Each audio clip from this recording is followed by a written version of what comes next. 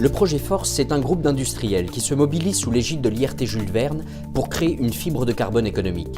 Ce consortium bénéficie de l'expérience et des savoir-faire de la plateforme Canoë.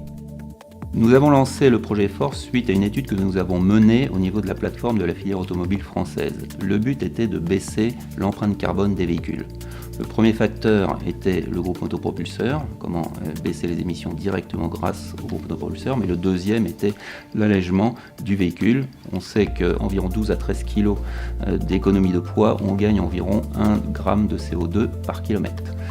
Le problème que nous avions à l'époque, c'était de trouver des matériaux qui étaient intéressants en termes d'allègement. Nous avons déterminé que c'était le composite à base de fibre de carbone, mais il fallait encore arriver à un coût qui était intéressant pour l'automobile de grande série. Et c'est pour ça que nous avons donné un objectif de 7 à 8 euros du kilo. Et c'est ce que nous arrivons aujourd'hui à démontrer, tant au niveau technique qu'économique, avec le projet Force et avec la ligne de carbonisation présente à l'AC aujourd'hui. Le polyacrylonitrile est aujourd'hui le précurseur de référence utilisé, mais il s'avère bien trop coûteux pour les exigences de l'industrie automobile. L'utilisation de cellulose recyclée ainsi que l'optimisation des procédés de filage et de carbonisation permettront de diviser ce coût par deux. 3 nouveaux précurseurs ont été étudiés dans le cadre du projet Force: la lignine, la cellulose, le polyéthylène. Après 2 ans d'investigation, c'est la cellulose qui a été retenue avec des performances mécaniques et un rendement de carbonisation à l'objectif, ce qui constitue une vraie réussite pour cette phase de développement. Depuis fin 2018, ce nouveau précurseur biosourcé est testé pour valider son potentiel établi en laboratoire sur une ligne pilote de carbonisation. L'objectif étant de produire une fibre de carbone économique à moins de 8 euros le kilo, avec des performances mécaniques de 2500 MPa en résistance à la rupture et de 250 GPa en module d'élasticité.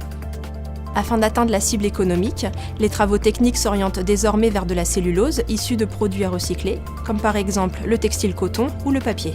La cellulose est dissoute dans un solvant. Après agitation, on obtient une solution homogène que l'on vient injecter dans une solution de coagulation. Au contact de cette solution, la cellulose se régénère et on obtient des fibres que l'on peut manipuler et amener vers les autres étapes du procédé jusqu'au bobinage.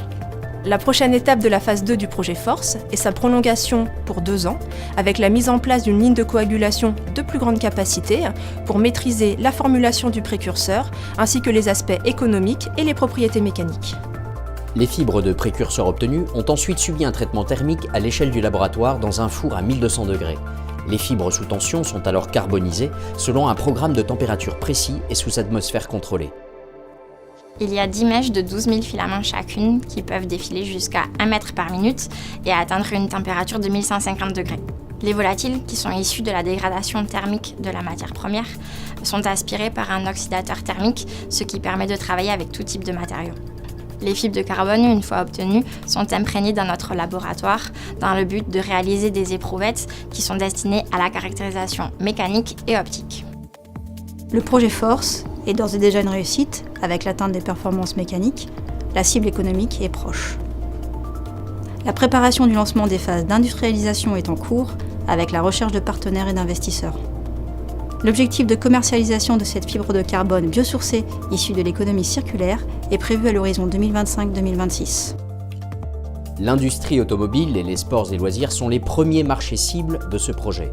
Cependant, d'autres secteurs industriels tels que l'aéronautique, l'éolien, le naval, le BTP ou la défense peuvent être intéressés. À terme, l'objectif est de préparer la prochaine génération de fibres de carbone et de donner naissance à une filière française fibre de carbone économique biosourcée.